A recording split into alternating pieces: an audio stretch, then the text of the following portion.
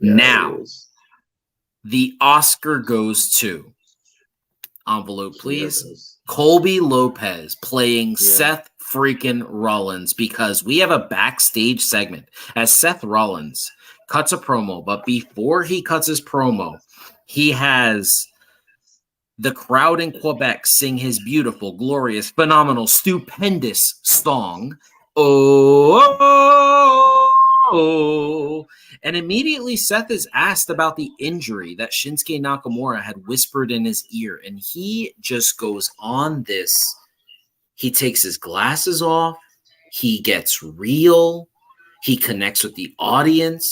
And you can hear a pin drop. And Tyler, as I put on here, it was a magical promo. Thoughts? Yeah, it's the best promo he's cut in a while. Probably this year, honestly. His matches have been great, but he hasn't really talked that much, and when he hasn't said anything all that monumental. But tonight he really did just let it all fly. Yeah. I did think it was a little ironic that he was the one complaining about bringing someone's family and kids into it when he's the one who says everything should be fair game. Mm-hmm. Yeah, I think that's pretty interesting. But then again, when he did that for Matt Riddle, I don't think they liked each other. So, I think they settled things before then. But he has also said that he believes everything is fair game in a promo. Mm-hmm. I would just like to point this. So long as you give a heads up. Yes, I would like to point this out to wrestling fans and any wrestlers that might happen to scroll on YouTube late at night and see our video. This is the way you sell an injury without having to limp, without having to ache. The way he was able to sell this backstage, it made me think that he might actually be forced into retirement.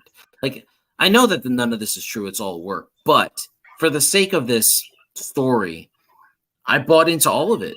And I got to be honest with you, with the new version of Shinsuke Nakamura and this version of Seth Rollins giving us a little bit more, adding a little more to his character, I can't wait for this matchup, man. Are you excited about this?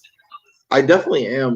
You know what it is babyfaces so very rarely show any vulnerability. Yeah.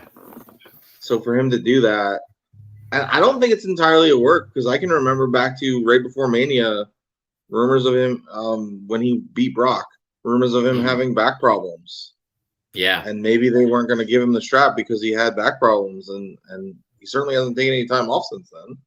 No, he hasn't. So there may be something to it. I don't know if he really has, stress fractures on his. And if he had stress fractures on his spine or whatever it was he said, they wouldn't let him work. But yeah, I mean, I definitely understood what he was saying. I loved it.